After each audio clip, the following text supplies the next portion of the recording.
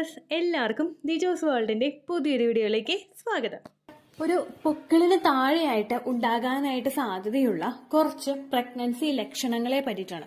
ഇതേ പ്രഗ്നൻസി ലക്ഷണങ്ങൾ തന്നെ ഒട്ടുമിക്ക സ്ത്രീകൾക്കും പീരിയഡ്സ് ആകുന്ന സമയത്തും ഉണ്ടാകും.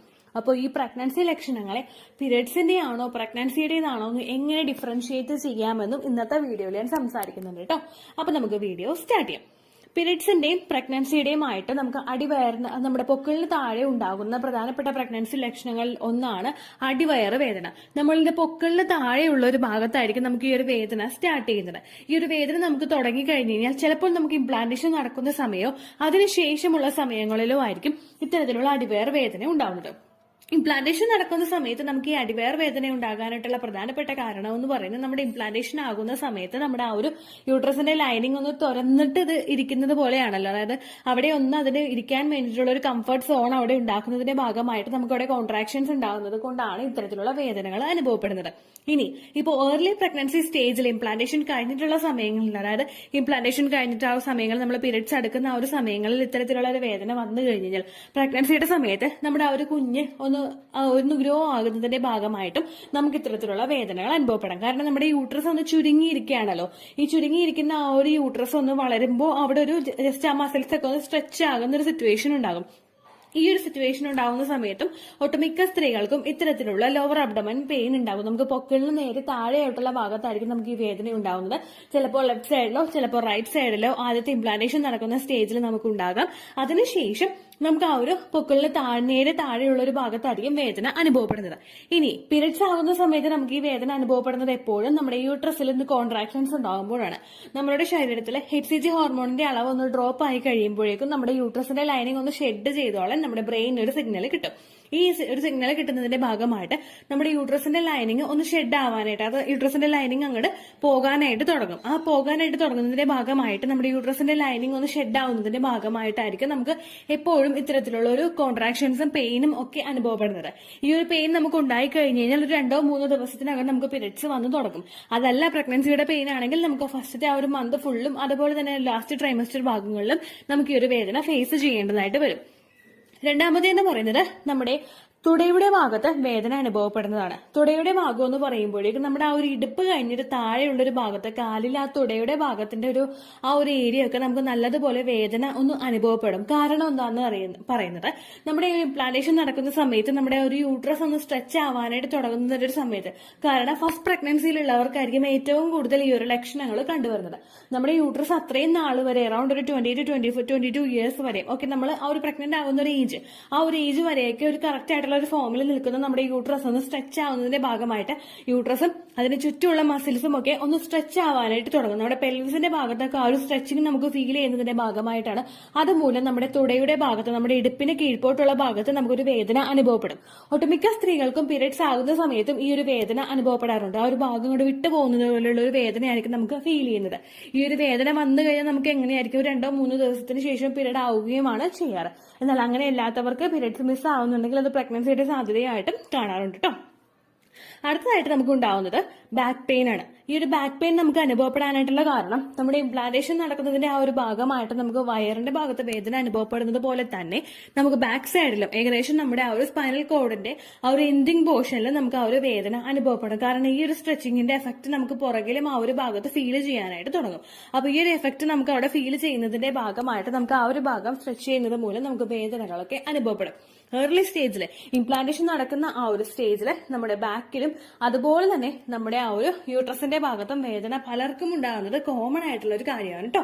അപ്പോൾ നിങ്ങൾ ആ ഒരു സിംറ്റംസ് നിങ്ങൾക്ക് കാണുന്നുണ്ടെങ്കിൽ പീരിയഡ്സ് മിസ് ആകുന്നുണ്ടോ എന്ന് നോക്കുക. പീരിയഡ്സ് മിസ് ആയതിനു ശേഷം നിങ്ങൾ പ്രഗ്നൻസി ടെസ്റ്റ് ചെയ്ത് നോക്കുക കേട്ടോ. അടുത്തൊരു ലക്ഷണം എന്ന് പറയുന്നത് നമുക്ക് കാലിലെ വേദന അനുഭവപ്പെടുക. തുടയിൽ നിന്ന് മാറിയിട്ട് നമുക്ക് കാലിന്റെ ആ ഒരു പാദത്തിന്റെ ഭാഗത്തോ അല്ലെങ്കിൽ ഉപ്പൂറ്റി നമ്മുടെ കാൽമുട്ടിന് താഴെയുള്ള ഭാഗത്തോ വേദനകൾ അനുഭവപ്പെടും.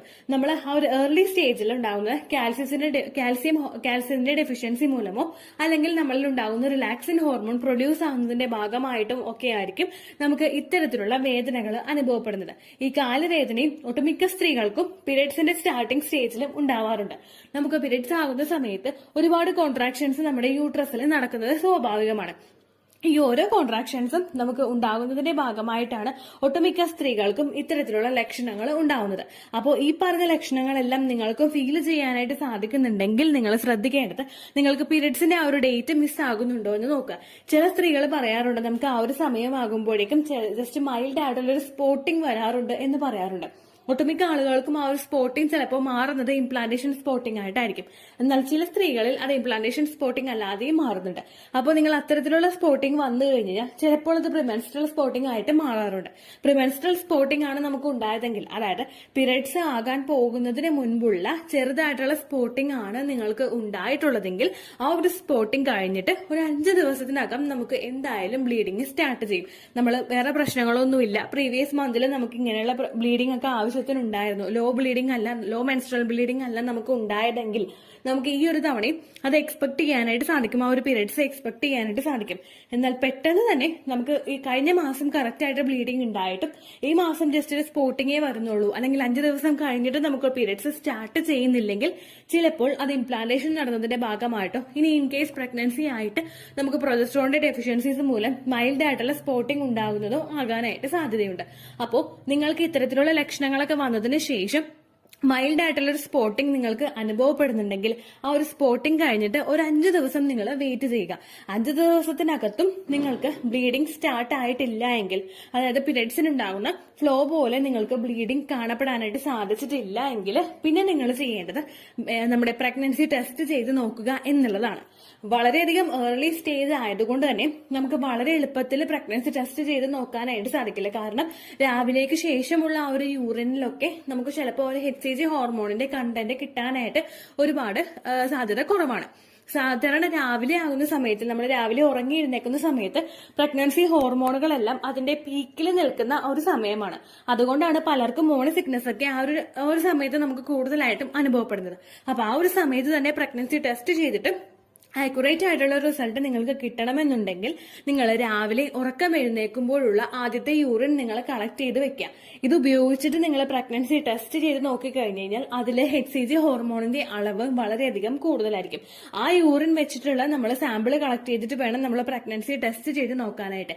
അതല്ലാതെ നമ്മൾ രാവിലെ വെള്ളമൊക്കെ കുടിച്ചതിന് ശേഷമുള്ള സാമ്പിൾ വെച്ചിട്ട് നമ്മൾ നോക്കിക്കഴിഞ്ഞു കഴിഞ്ഞാൽ ഈ ലക്ഷണങ്ങൾ ഉണ്ടെങ്കിലും വളരെ ഏർലി സ്റ്റേജിലാണെങ്കിൽ നിങ്ങൾക്ക് പ്രഗ്നൻസി ഡിറ്റക്ട് ചെയ്യാനായിട്ട് സാധിക്കില്ല. ഇനി നിങ്ങൾ രാവിലെയാണ് പ്രഗ്നൻസി ടെസ്റ്റ് ചെയ്യാനായിട്ട് നോക്കുന്നതെങ്കിൽ ഒരു 4 മണിക്കൂറോളം വെള്ളം കുടിക്കാതെ ഇരുന്നിട്ടോ അല്ലെങ്കിൽ മറ്റുള്ള ലിക്വിഡ്സ് ഒക്കെ കഴിക്കാതെ ഇരുന്നിട്ടോ നിങ്ങൾ പ്രഗ്നൻസി ടെസ്റ്റ് ചെയ്ത് നോക്കുക. ഇത്രയേ ഉള്ളൂ വീഡിയോ. യൂസ്ഫുൾ ആയി കാണുമെന്ന് വിശ്വസിക്കുന്നു. യൂസ്ഫുൾ ആവുന്നുണ്ടെങ്കിൽ ലൈക്ക് ചെയ്യുക, ഫ്രണ്ട്സിനൊക്കെ ഷെയർ ചെയ്ത് കൊടുക്കുക കേട്ടോ. എന്തെങ്കിലും സംശയം ഉണ്ടെങ്കിൽ നിങ്ങൾ കമന്റ്സിൽ ചോദിക്കുക.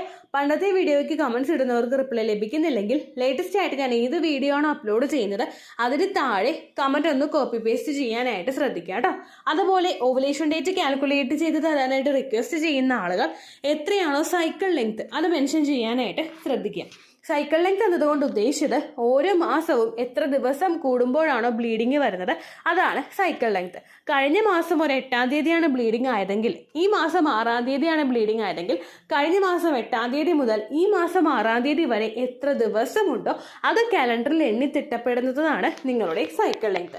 സൈക്കിൾ ലെങ്ത് നമ്മൾ കൃത്യമായിട്ട് കാൽക്കുലേറ്റ് ചെയ്യുകയാണെങ്കിൽ ഓവുലേഷൻ ഡേറ്റ് എളുപ്പത്തിൽ കണ്ടുപിടിക്കാൻ വേണ്ടിയിട്ട് ഒരുപാട് ആപ്ലിക്കേഷൻസും ഒരുപാട് ഓൺലൈൻ ആയിട്ടുള്ള വെബ്സൈറ്റുകളും ഇന്ന് നമുക്ക് അവൈലബിൾ ആണ്. പ്ലേ സ്റ്റോറിൽ പോയിട്ട് ഓൺലൈൻ ഓവുലേഷൻ ട്രാക്കർ എന്ന് ടൈപ്പ് ചെയ്ത് കഴിഞ്ഞാൽ നിങ്ങൾക്ക് അതുമായിട്ട് ബന്ധപ്പെട്ടിട്ടുള്ള ആപ്ലിക്കേഷൻസ് കിട്ടും. അത് പറ്റുന്നില്ല എങ്കിൽ ഗൂഗിളിൽ പോയിട്ട് ഓൺലൈൻ ഓവുലേഷൻ കാൽക്കുലേറ്റർ എന്ന് ടൈപ്പ് ചെയ്ത് കഴിഞ്ഞാൽ അതുമായിട്ട് ബന്ധപ്പെട്ടിട്ടുള്ള വെബ്സൈറ്റുകൾ നിങ്ങൾക്ക് കിട്ടും. അതിൽ നിങ്ങളുടെ ലാസ്റ്റ് മന്തിലെ മെൻസ്ട്രേഷൻ്റെ ഡേറ്റും ഒപ്പം ഞാൻ ഈ പറഞ്ഞ രീതിക്ക് നിങ്ങൾ കാൽക്കുലേറ്റ് ചെയ്യുന്ന സൈക്കിൾ ലെങ്ത്തും എൻ്റർ ചെയ്ത് കൊടുക്കുകയാണെങ്കിൽ നിങ്ങൾക്ക് കൃത്യമായിട്ട് ഓവുലേഷൻ ഡേറ്റ് കണ്ടുപിടിക്കാനായിട്ട് സാധിക്കും. ഫെർട്ടൈൽ ടൈം പീരീഡും നിങ്ങൾക്ക് കിട്ടും. അതായത് എത്ര ദിവസം മുതൽ കോൺടാക്ട് ചെയ്ത് തുടങ്ങിക്കഴിഞ്ഞാൽ നിങ്ങൾ പ്രഗ്നൻ്റ് ആകും എന്നുള്ളൊരു ഡേറ്റും നിങ്ങൾക്ക് പ്രോപ്പറായിട്ട് കിട്ടും കേട്ടോ.